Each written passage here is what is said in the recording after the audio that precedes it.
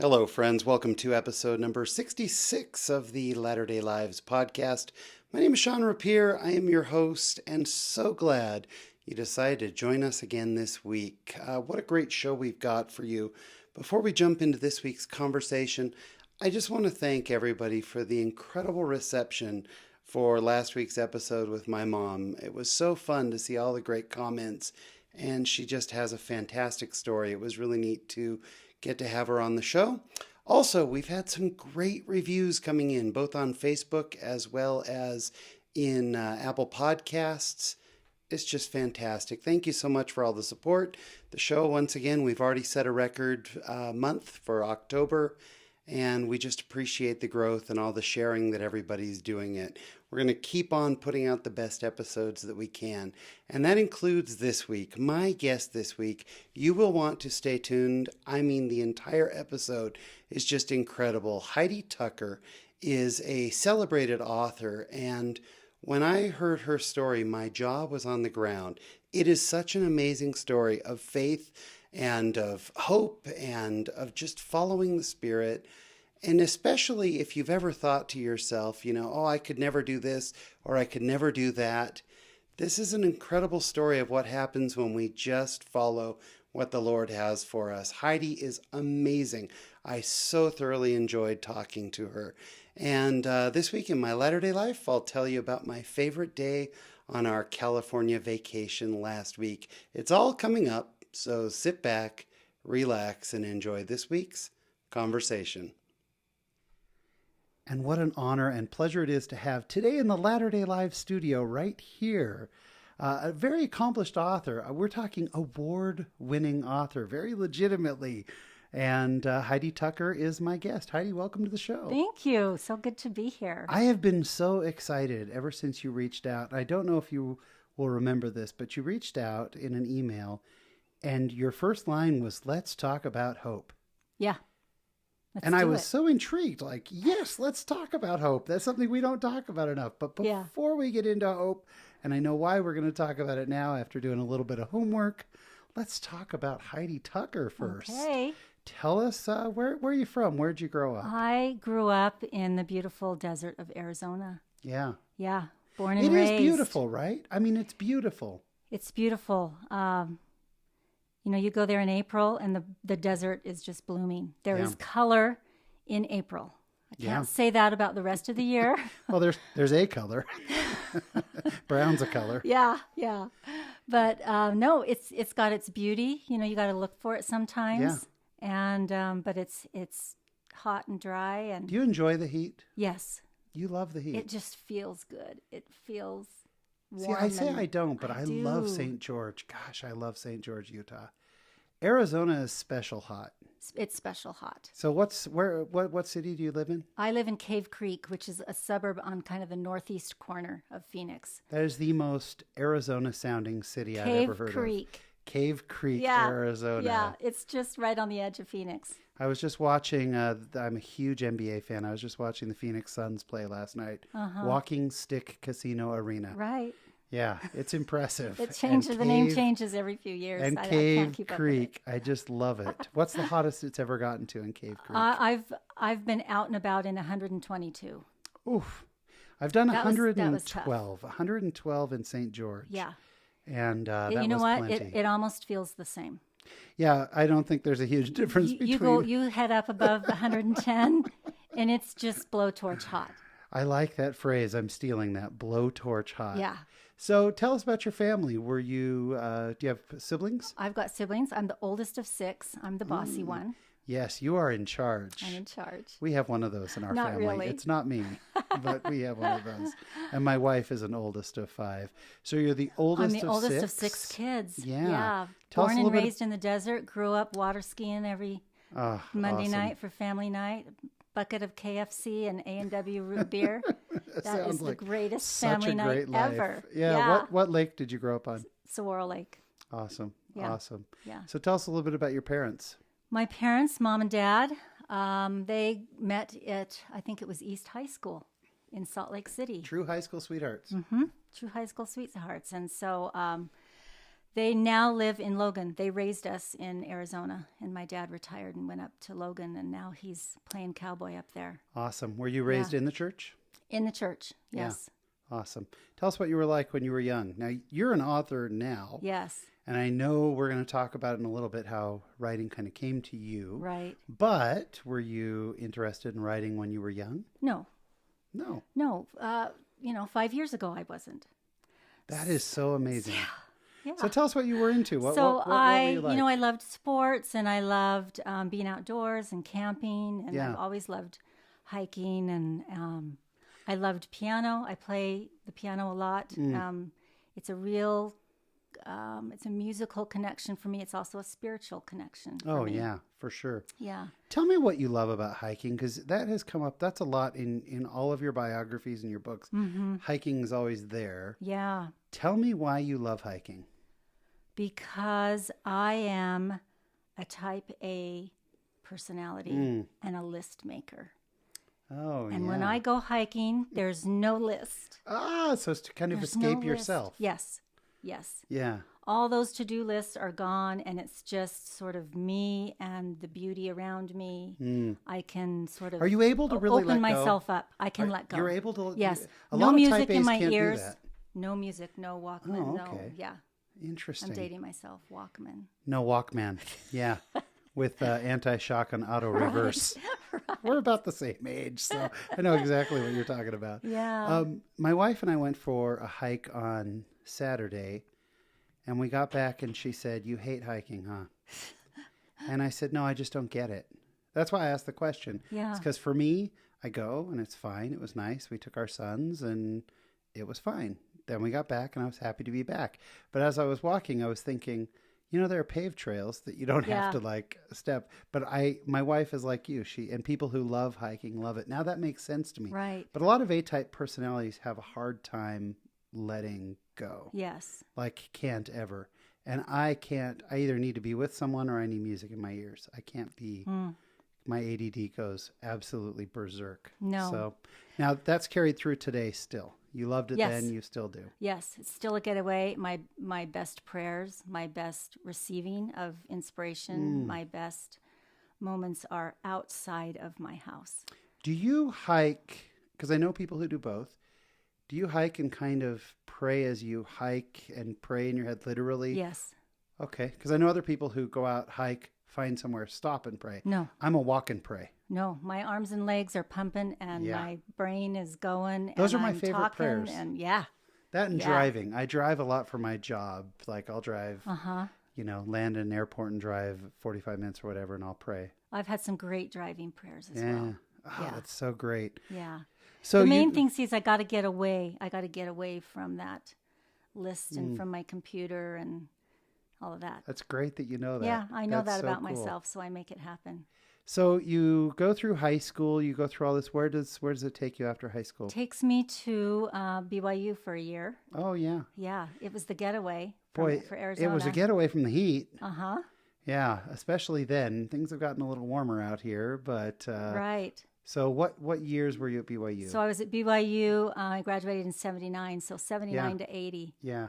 I was at BYU as a freshman, just wide-eyed and trying to take in all of this crazy new culture. And I really did love it there, but I loved my little non-member boyfriend back home better. The non-member the high boyfriend. School sweetheart. So was this a big struggle for you, trying to figure out, wait a minute, there's a non-member back at home. I'm at BYU. A lot of eligible guys at BYU, members of the church. Sure. So what did you do? So I went back at that freshman summer and talked to, this boyfriend who was now taking the missionary lessons because he wondered what was so important to me that I would just sort of leave him in my dust. Yeah. And move forward. And so he called me one day and said, "I'd like you to come to my baptism." Did you know that this was happening? Were you touching I base didn't all know the way that along he the had way? been doing the missionary lessons for several months. I did not know that. Yeah. So he invites you. He invites me. Did this feel like a sign? Did this feel like... Well, let's just say the ring was on my finger in about 2 weeks. That's how it all came together. Yeah. Yeah, so we've been married now. And then, so he gets baptized and says, "Will you marry me?" And I said, couldn't say yes fast enough. And I said, "There's this one little hitch. I really want it to be in the temple. So set the calendar for a year forward, No way. Yeah. So you waited. You didn't do the civil marriage and we'll get sealed later. We waited. You said, "I'm in for the temple." I'm in for the temple. Yeah. So can I just say, I've never met him. You got a great husband. For him to, this is, if nothing else, this is a man who truly loves you. I know, really. Him, right? For him to not just say, "I'm out of here. You are way too complicated." Yeah, I'll call you in a year if I'm still single. That is amazing. Yeah. How awesome. So 37 years later, here we are. 37 years. Mm-hmm. Phenomenal. Yeah. And you stayed in Arizona the whole time. Is he from Arizona? In Arizona the whole time except for 2 years in Virginia. Yeah. Yeah. Wow. We lived there for a couple of years. How amazing. Yeah. And tell us quickly about your kids, and then I want to get into the books. Got an oldest daughter, Aubrey, and she lives in Heber City. Cool. And I've got my second daughter is Amber, and she is now in Portland. Just moved to Portland. Cool. Green Portland. It's just Portland's crazy beautiful. Different from Arizona. Oh, gorgeous place. Yeah. And then I've got a son, Austin, in Harriman. Mm-hmm. And I've got a daughter, Ashlyn, in Spanish Fork. So they're all over, and none of them in Arizona? None in Arizona. Not they one? They all went away to college, never came back. Utah and the Pacific Northwest. Yeah. Yeah, leaving mom and dad in Arizona. Yeah. So now you're out here all the time. So when someone great like Sean calls me and says, "Hey, will you come be a guest on my podcast?" I say yes, because I get to talk with Sean and I get to see my kids. That's awesome. Yeah. It's awesome that you get to be out here so much. It's fantastic.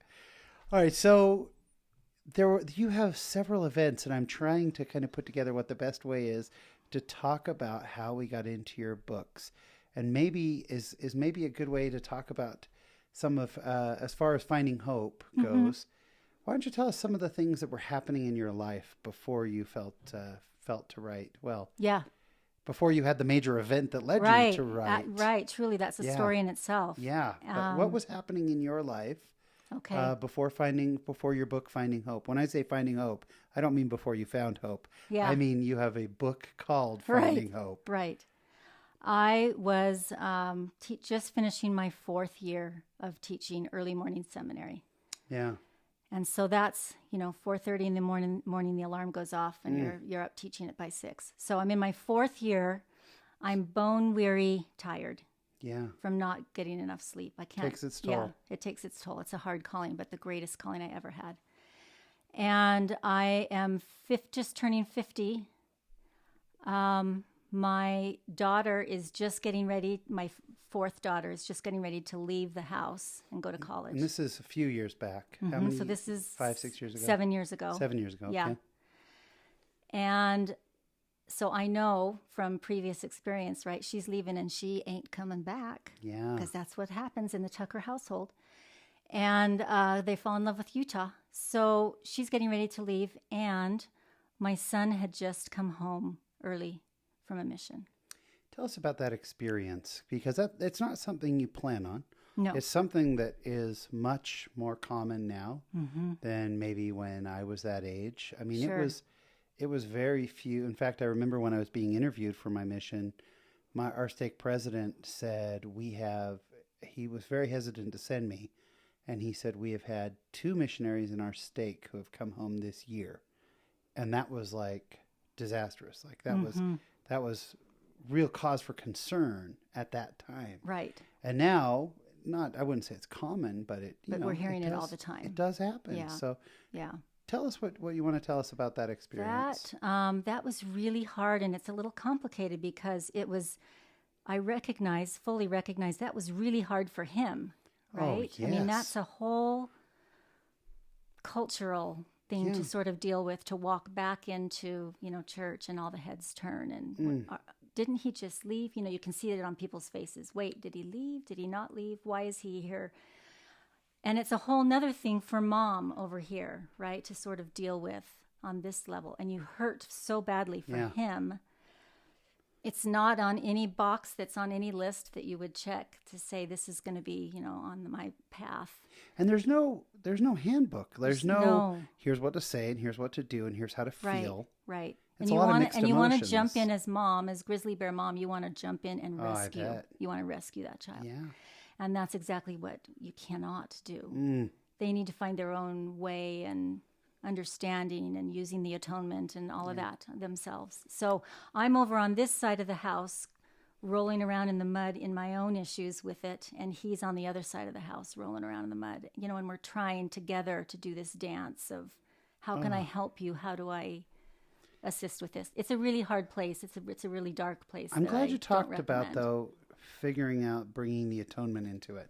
Absolutely. Because, I think that we think sometimes of the atonement as this grand thing that applies primarily to sin or to loss. And to apply the atonement to confusion, right, or to, lack of clarity, or to just, because someone coming home from a mission, first of all, for your son, that wasn't his plan. No. He didn't go out saying, hey, see you in a few weeks, or whatever.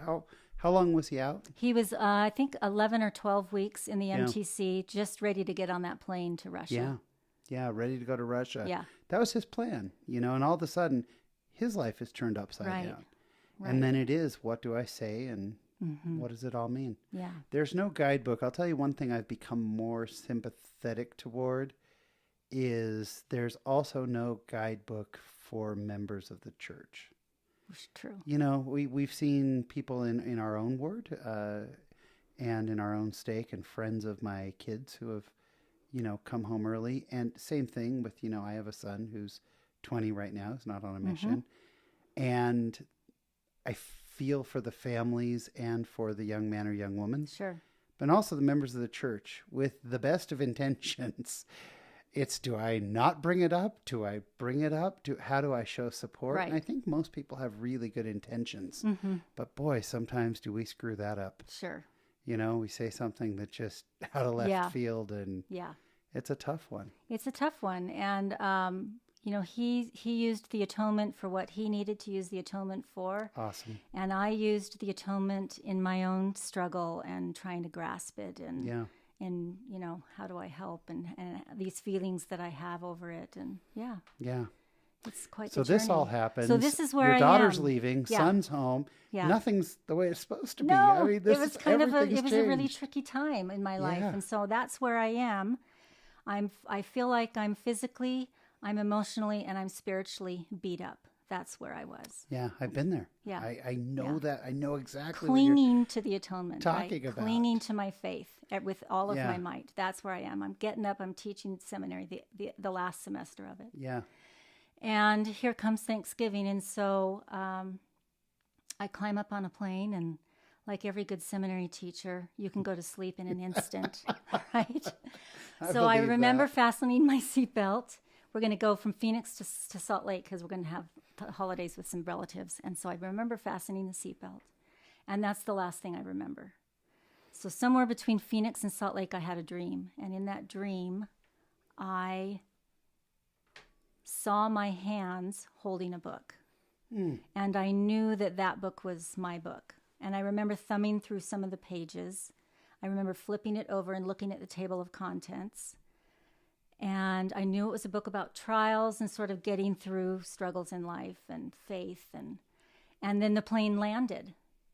And so, that bump when you bump onto your seat. Yeah. As the plane hits the runway, it woke me up. And I felt like I had been plugged into an electric outlet. Really, truly. No kidding. It just recharged your spirit. Oh, not in a good way. Not in a good way? Not in a good way. Okay, so when you say, I'm thinking plugged in like, hey, you got your energy back. No. Plugged in like shocked. It was like, my first thought was, that was so real. Just like more than a dream real, right? Had you ever had a dream like this? No. Is this common? No. Wow, then that must have really been shocking. It was a real shock. And then my second thought that quickly chased that was so real was, there's no way. This is it. There is no way I'm doing this. No way I'm doing this. I don't want to do this. I'm a business major from ASU, for heaven's sake. Yeah, this is not your plan. This is not my plan. It's not on any list. No, I'm not. You're not an author. No, that never is set so out crazy. to be. Yeah. So I went on, I didn't tell anybody about it. I didn't tell my husband. I didn't tell my kids. Because if I tell anybody about it, it makes it real. Then you got to do it. Or you're at least going to get asked about it. So best kept secret, I put it in a little metal box in the back of my head and said, you stay there. And by the way, dreams and books and boxes, big history of all that in our church. I don't know if you put that all together, but we have a good history of dreams and books and boxes. I'm on the right path, I guess, right? Yeah. Sorry, continue. Oh, so I spent a good number of months having some really good arguments with God about why that was not for me. Yeah. And, did you win that? How'd that go? Yeah. How did that go? I had the nerve. I'm a little ashamed to say to God, you got the wrong girl. Mm-hmm. Sure. There's been a mix-up here. Yeah. And because I just couldn't imagine why anything I would have to say would be important to anybody else. What's amazing to me is, you're the 5th guest who sat there that I've talked to. And first of all, I'm already fascinated with your story. But secondly, everybody has something to contribute. Right. Why is it so easy to see it in others? I don't know. If anybody else said, I think I'm looking to write a book, I'd say, oh, of course you are. You're amazing. Yeah. But for ourselves, we go, I know. I would never say what I just said to anybody else on the planet. Not a person on earth, right? Never. But in our own But I'll heads, say it to myself. Right. Yeah. Right. Yeah. So I just really, truly wondered, why me? And so I sort of went into this bargaining mode, and I really locked that up tight for a good few months, trying to decide what I was going to do with my life. I had no more kids at home. I'm done teaching the 4 years of seminary. Someone else has been called. Now I just kind of substitute here and there. But, where am I needed? Heavenly Father, what can I do as a disciple of Christ? How can I benefit you? And how can I be a light in the gospel? And I really, truly wanted to know that. And so I was fasting, I was praying, I was attending the temple, and really eagerly seeking that, thinking it was going to be shown to me. You know, I'm signing up for every brownie plate that's needed at some church function, right? I called the Relief Society president and said, does anybody need house cleaning? Do they need weeds pulled, babysitting? Awesome. I'm it. At some point, did you either think, or did the Spirit tell you, I've already shown you what you're doing? Oh, yeah. Yeah, you're writing a book. I'll never forget the day. You can keep trying to run around, but this has been shown to you. I really did lock it away really well. Yeah. But at one point, I was out walking, doing one of my power prayer walks, which I did do most mornings. Awesome. And I'm on my way back. I'm walking up a dirt road right by my house. And I'll never forget the moment. And I was just looking around. It was a great day. It was sunny, not too hot. It's in March. And out of the blue, just really out of the blue, and this is how it always happens with me, some real revelation that takes my breath away is something that's out of the blue. And I heard a voice in my head that said, I showed you that book. Oh. Right? I about fell on the ground. And I said to Heavenly Father, anything but that. Anything but that. And then slowly my hard little crusty heart began to soften. And my prayers went from, I will not do that, it's too hard, to maybe I'll do that, to, all right, I'm going to do this. And boy, do I need your help, because I don't know what I'm doing. And so the day that I came home from a big, long, sweaty hike, I walked in the door. I knew that was the day to begin. And I walked in the door just stinky and sweaty and sat down at my computer in my gym clothes, put my hands on the keyboard, typed the first sentence, and I'm telling you, it poured out of me. And wow. It's almost like I was saying, okay, here I am. I'll be obedient. I'll do this hard thing that I don't know why I'm being asked to do.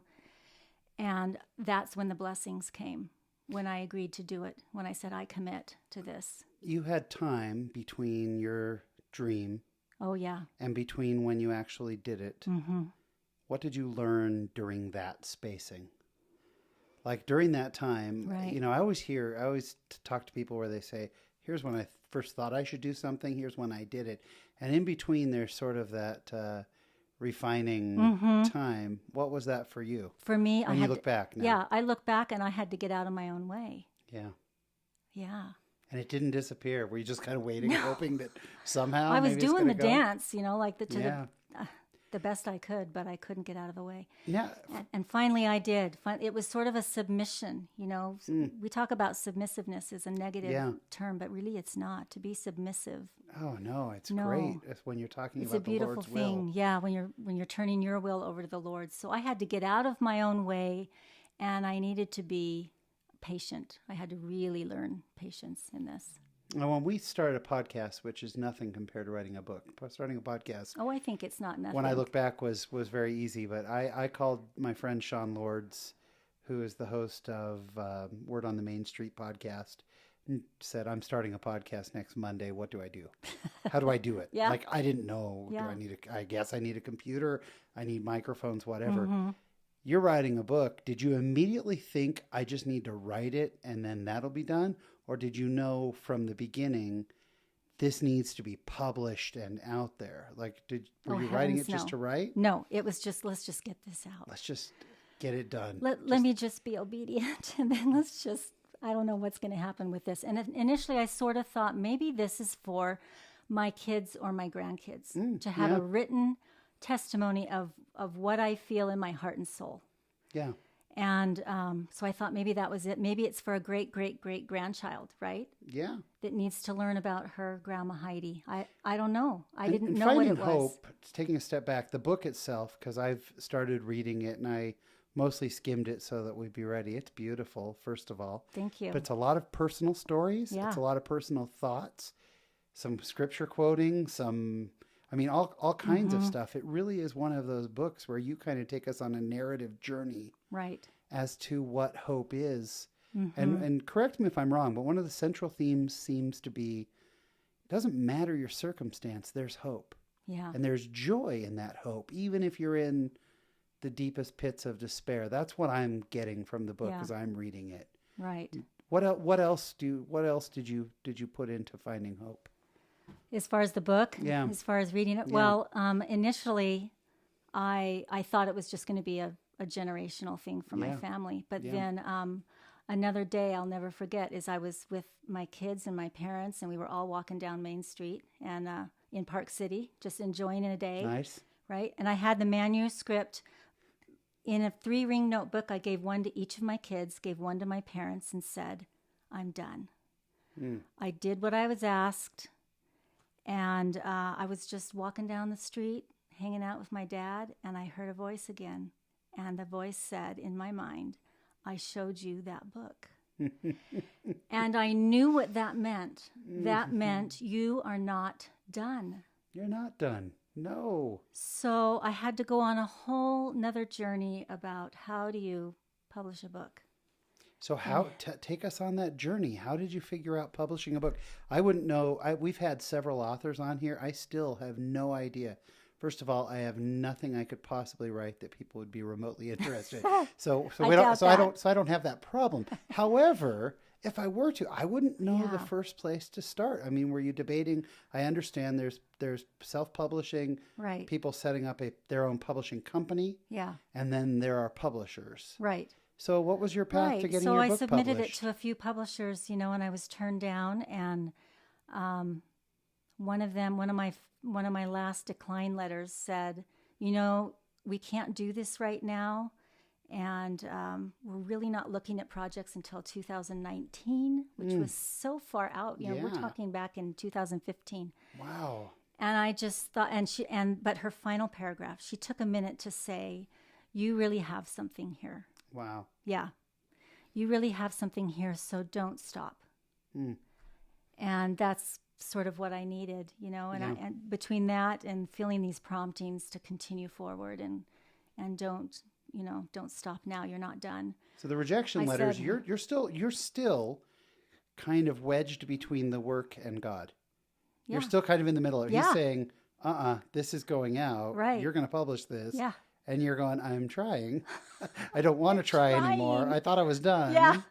So how did this finally make it out? So a lot of research, a lot of YouTube videos, a lot of networking, just anybody that I could get a sliver of information from of how do you do this hard thing. And I just taught myself and built myself a team, and I was blessed, and people were put in my pathways, and I was able to get it from a 3-ring notebook Word document that I had printed off and taken to Kinko's, right? Yeah.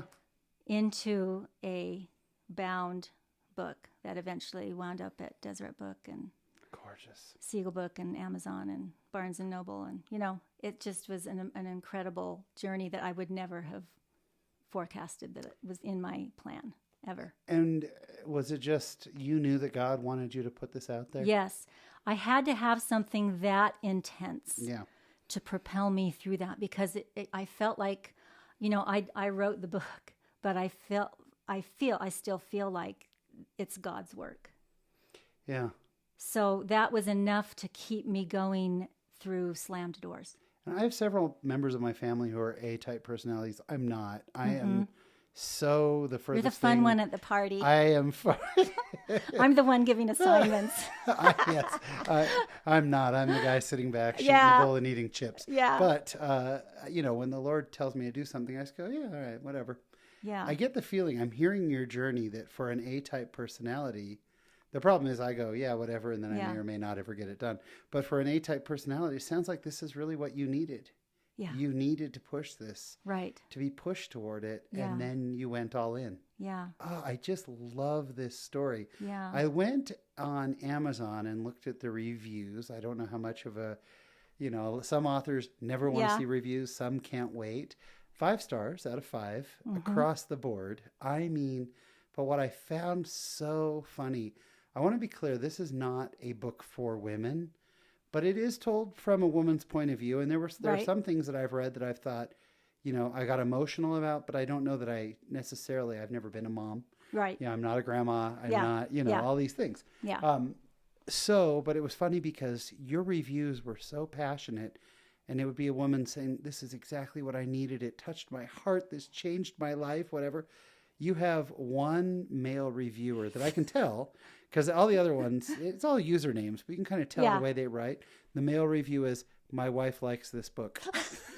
It's like literally the entire review is, my wife likes this book. So to just kind of put a bookend on this, because we've got another book to talk about with an amazing story. If people want to find the book Finding Hope by Heidi Tucker. Finding Hope in the Journey. In the Journey, sorry. Yeah. I knew I was going to miss part of that. Finding Hope in the Journey. You got the crux of it. Yeah. Finding Hope in the Journey is the title of the book. And on our Facebook and Instagram, we'll have links to where you can get it. You can obviously get it on Amazon. Where else can people find your book? It's at usually at Deseret Book. Deseret Book. Siegel Book. Great. Awesome. Yeah, Barnes and Noble. So great. So now after the first book, did you kind of think, okay, I'm done? Or did you think, hey, I'm an author now? No, I just said, Heavenly Father, hallelujah, I did this really hard thing. Let's all throw a party. I did it. Done. And I just thought, done. I don't know that I want to go through that again. It's I write from my heart. Yeah. And so it's a really emotional thing for me. It's a sacrifice. Yeah. To go into what I call my cave, where I got to just sort of shut down and say, all right, we're gonna just go to some hard places, and I'm gonna put words into those really tough feelings. And so that's a hard thing to do. And so I just thought, wow, I don't want to do that ever again.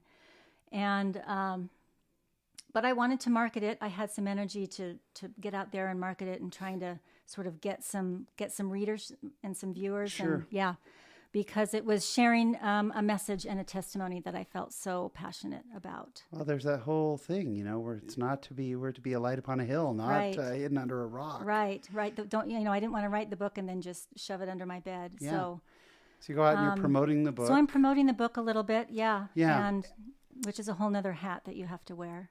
Yeah. Are you comfortable with that? Do you like going to book signings and stuff? Yeah. You seem like it. You seem very comfortable. I love it. Interacting with people is the greatest part of the whole thing. So I'm not your typical, I shouldn't say typical author, but you often hear and read online that authors generally don't want to be with the public. They're much more comfortable, behind their laptop. Right. Writing. Yeah. I'm probably the opposite. Yeah. So you're more of a, because you do a lot of speaking also. Mm-hmm. Yeah. So you're a speaker who also happens to be very talented at writing. That's not bad. Not bad. That's a good combination. So then one day you're hanging out at church, just doing your own thing, not ready to write another book. Yeah. And a woman approaches you. Tell us about Servie's song. Okay. Servie is this beautiful woman from Zimbabwe. And she was going to my congregation at church. She was in my ward. And I had been traveling quite a bit up here at Utah and back and forth. And I knew her. I knew that she was from Zimbabwe. I knew her name was Servie. That's really all I knew about her. Yeah. And she comes up to me in January, and I have just been gone for the whole month of December. And she says, "Where have you been, Heidi?" And I said, "Hello, Servie." And she said, "Can I talk to you for a minute?" And I said, "Sure." And she said, "Can you come to my house? I have a question I need to ask you." And I'm thinking in my mind, just ask. Just ask. Yeah, just ask. We're here. But I said, I can do that. I knew that she was a fairly new, and I wanted to be friendly and make her feel welcome. So I said, sure. And so we set a time for Tuesday morning, and I said, I'll be there. And, our ward boundaries are not like yours here in Utah. Our ward boundaries. Yeah, a lot more spread out. Really big, right? Yeah, sure. She's about 25 minutes or so from my house where she was at that point. So Tuesday I find myself on the road, and I'm headed to her house, and I'm thinking, why in the heck am I driving to her house? I had been away from my calling. I'd been away from my work. I was heavily marketing, finding hope, and I'm thinking, I don't have time for this. I don't have time for this, right? So I'm really grumbly. Laman and Lemuel are sitting very comfortably on each of my shoulders. And we're just Nephi's not even in the picture. Nephi's not even in the car, right? So I'm just, grumble the whole way there. And I recognized when I got to her street that my heart wasn't right. Yeah. So I literally pulled the car over, put it in park, and said a prayer. Wow. Heavenly Father, I'm sorry that I'm a brat, Help me to help her. I want to help this woman, so help me make this right. Help me to make a difference in her life. Yeah. So I pull up, I knock on the door. She answers the door. We come in. We don't know each other, right? We know each other's names. I don't know. And so what do? You talk about the weather. Talking about the weather in Arizona. And then, hey, isn't it hot? Yeah. And we're talking a little bit about Zimbabwe and the politics that are going on over there. And at some point after, 5 or 10 minutes, I just looked at her and I said, Servie, why am I here? Why am I here? Yeah. What can I do to help you? And she looked at me with tears in her eyes and she said, it's so hard, I can't even ask you. And so I'm thinking, wow. I'm the wrong person to be here. Where's the Relief Society president, right? Yeah. Where's the bishop? Because I'm the wrong person to be here. And I'm thinking, what has she got to unleash, And I said, you can tell me anything. You can tell me anything and I will help you. So she says, you read a Christmas poem back in December at church, in the beginning of December. And she said, I have lived a really hard life, harder than anybody knows. And she said, God has asked me to write a book, but I'm not educated. I can't write my story because I'm not educated. And I've been fasting and praying for months of how to do this hard thing that God has asked me to do. And when you read that Christmas poem, there was a light on your head that nobody else saw. And it was God telling me, you need to ask her. So at this point, I feel like I'm going to throw up, right? Right. And my head is screaming, don't you dare. I don't even know her story, right? Yeah. My head is saying, don't you go there. Don't you go there. But my heart is pounding and it's just screaming, yes. Yeah. Help this woman. This is why you're here. I'm feeling it. I felt like it was one of those moments where everything disappears and it's just the two of you sitting there. It really was one of those moments. Mm. And so we were just quiet for a minute. And I finally said, Servie, if you are telling me that God has asked you to ask me to write your story, then the answer is yes. What else can I say to that, right? So she started to cry, and then I started to cry for very different reasons, right? You're crying, going, not again. And I cried all the way home. Oh. But before I left her home, I said, Servie, did you ask me to write your story because you knew I had just published a book? And her eyes got wide, and she said, you mean you've written a book?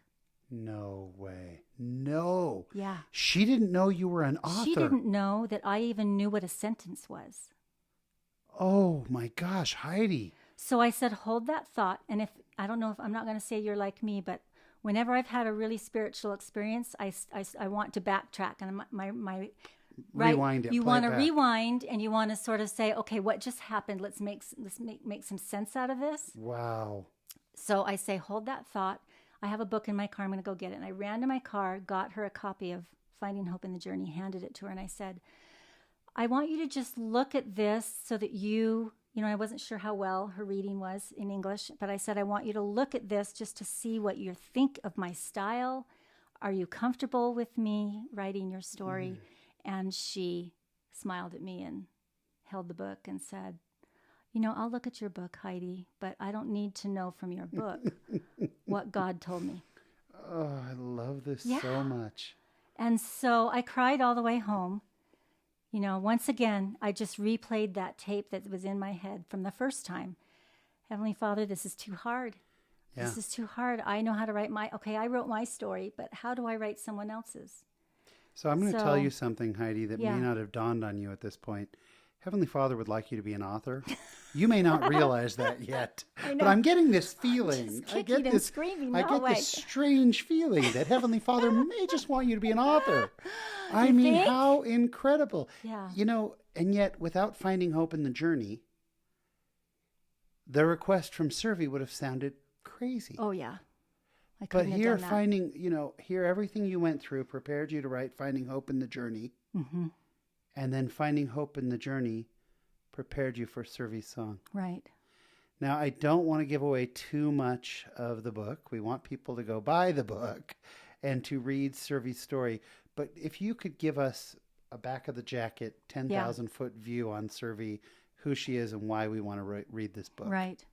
You want to read this book because this woman takes you from an incredible tragedy to triumph in her faith. Mm. And it's just one of those stories that you say, how much can this woman take? How much more faith does she have to hang on? Yeah. And yet you see her do it over and over and over again. Basically, she's married with 6 children and she loses her husband. So she has these 6 children in Zimbabwe in a small village. And she and her husband knew that education was the ticket out of poverty. And so it was their life's mission to prepare these children by educating them.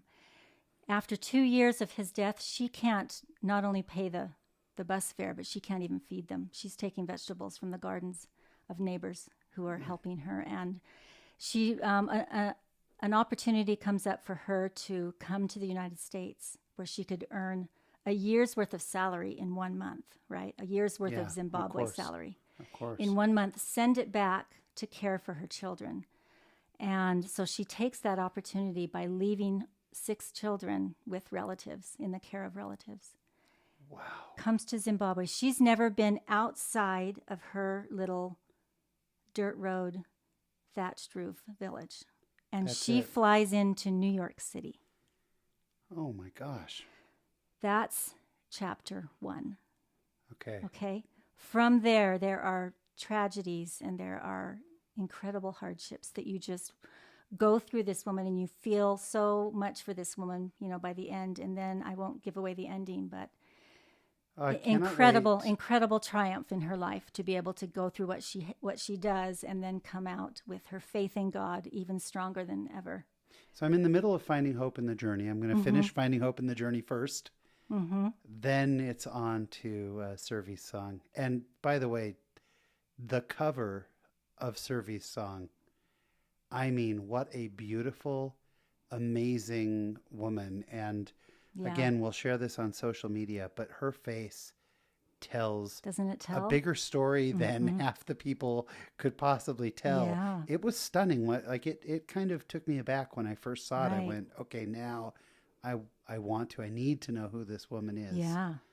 So what's your next book, Heidi? You know what? I just came from interviews with it. Someone read Servie's song and reached out to me and said, "You're the only author that could ever tell my story." And it's a woman who suffers with dissociative identity disorder. Oh my. And if your listeners don't know that term, it's what we now refer to as multiple personality disorder. Yeah. And it's a gut-wrenching story of trauma and tragedy in her life and where she's been someplace bad enough that your brain fractures right into all of these different parts. And it's her story of faith in getting through this life with faith and God and hanging on with her fingernails. It's an unbelievably amazing story. And so I've had a few people reach out to me and say, "Boy, do I have a story for you." And I think, not interested. Yeah. I spent 30 minutes on the phone with her, hung up the phone, bawled my eyes out, and said, "I think I'm supposed to do this." Yeah. Once again, I'm hearing the recording in my head. This is too hard. This is too big for me. Yeah. But I'm going to do it. I'm going to do it. I just get the feeling that when you are 95 years old or whatever, you're going to be saying, "I am the woman who was not an author who wrote 20 books." But I'm not an author. Are you comfortable now saying, "I'm an author"? I am. Good. Yeah. Because you are. I mean, this is so accomplished. And by the way, Amazon.com, Servie's song, 5 stars. And people just absolutely love this book. Yeah. And what's there not to love about it? Right. Grab your pom-poms and your Kleenex because you're going to need both. Oh, I love stories like that. I mean, all I read is nonfiction. And so I'm big into those kinds of stories. And I think our readers should absolutely check it out. Before we get into the final question, the question we ask all of our guests, if you could summarize kind of this journey of the past 7 years or so, I mean, is there one key message that you wish our listeners would understand? One thing you want our audience to know from your journey of the last 7 years? It would be that just when you think you know what your itinerary is, fasten your seatbelt because it may not look anything like that, and that we need to sort of just be open to that. And I know from writing about others' journeys in life as well as my own that hope is real. It's real.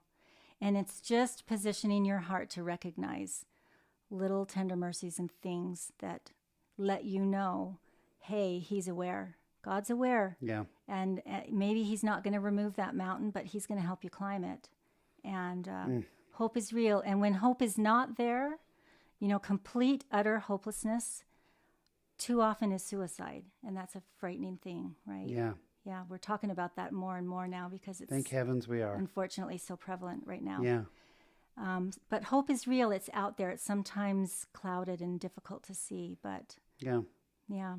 Awesome. Well, it's so inspiring, and that may have stolen the thunder from the last question that we ask all of our guests. Maybe it's the same thing. If it is, you can just say ditto. But the last question we always ask is, Heidi, what does being a member of the church mean to you? What does it mean to me? It's everything.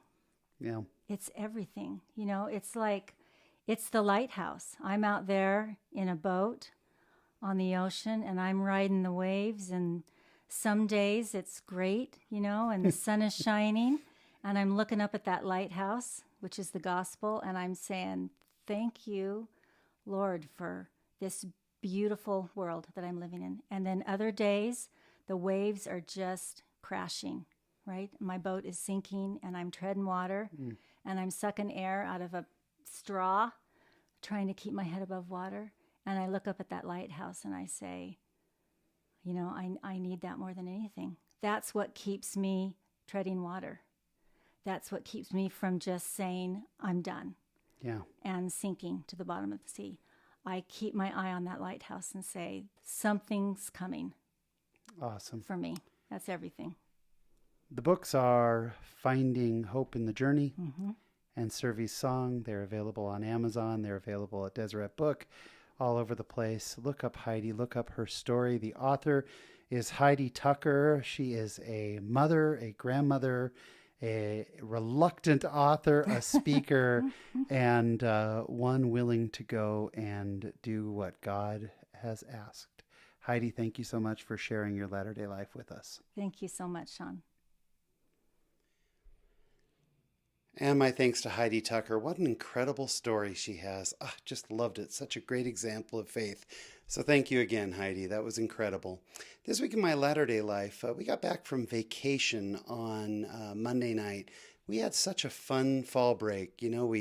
There's kind of a joke here in Utah. This is now considered, they just call it fall break. It used to be called UEA weekend, which was Utah Educators Association. They had a big conference where all the teachers met together. They still do a weekend of fall break, but the joke was UEA weekend stood for Utah Evacuates to Anaheim, or Utah Escapes to Anaheim, or Utah Exits to Anaheim. Basically, everybody goes down to Disneyland for fall break, and that's true. A lot of people do, or they go to St. George, or whatever. It's just a great weekend to get away.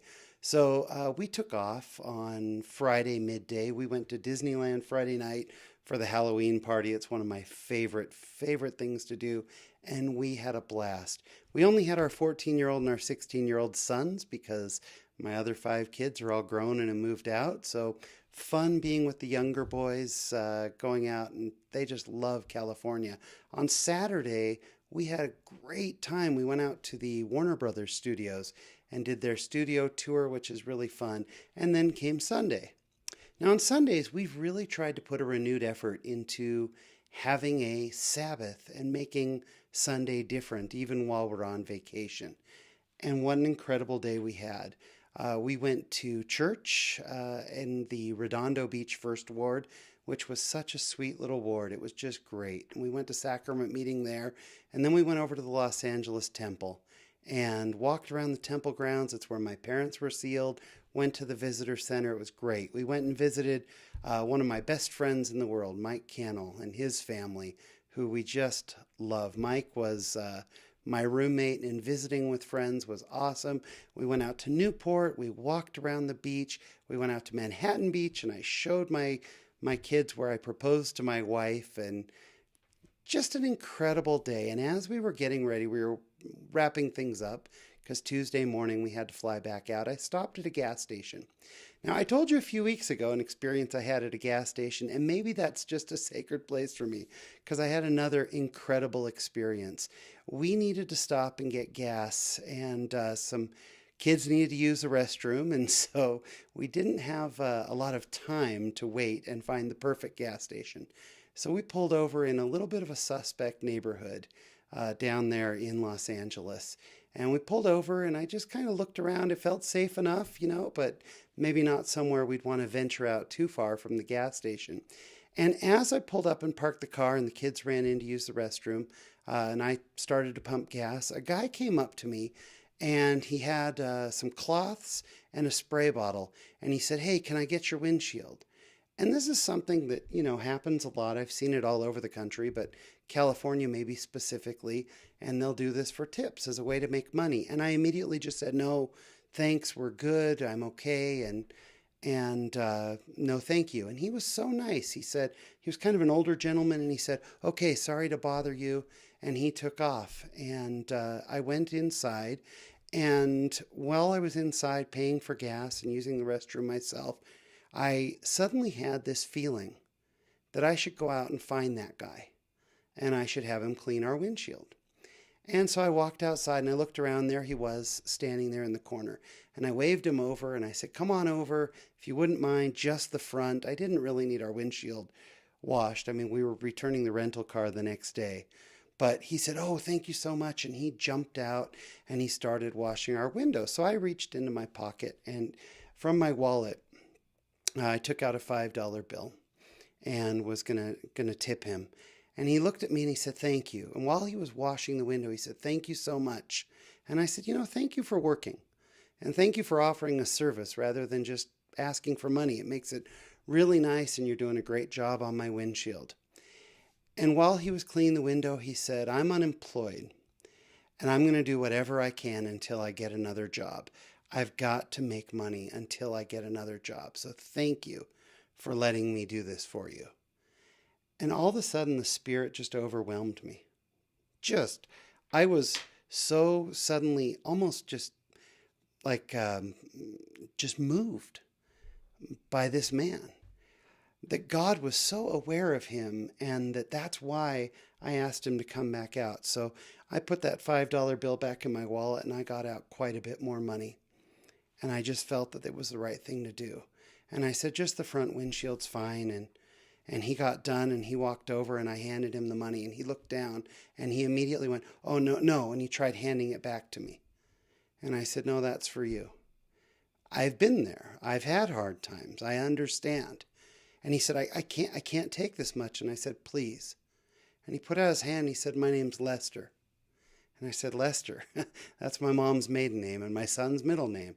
It's nice to meet you, Lester. And I said, you did a really good job, and I really appreciate you working.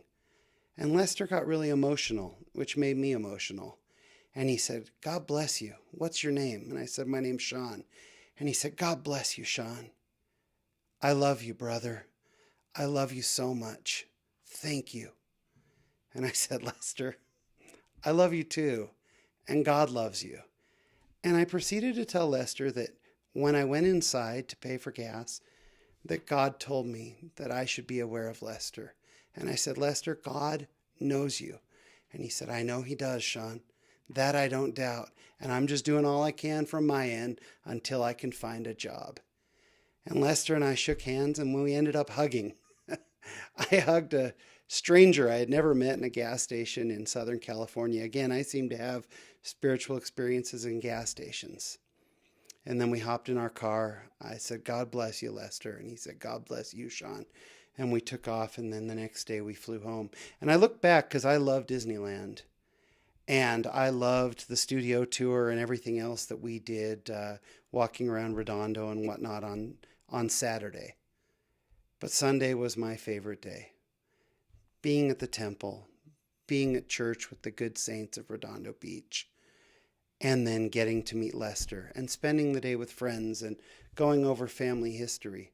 And maybe I'm getting old because young me certainly would not have thought this was the best day. But it was one of my favorite days of vacation ever because we had a true Sabbath.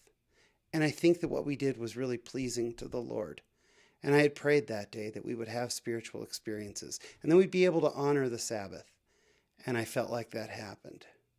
And it's amazing when we open up our hearts and we open up our eyes, the amount of work the Lord has for us to do. And that was my favorite day of vacation, getting to meet Lester. And that's what's happening this week in my latter-day life. I cannot thank you enough for all the support that the show is getting. You keep sharing it with your friends and whatnot. We really appreciate it. Remember, if you want to go back, the last, 5 or 6 episodes at least, they're all available on YouTube if you like the video format better.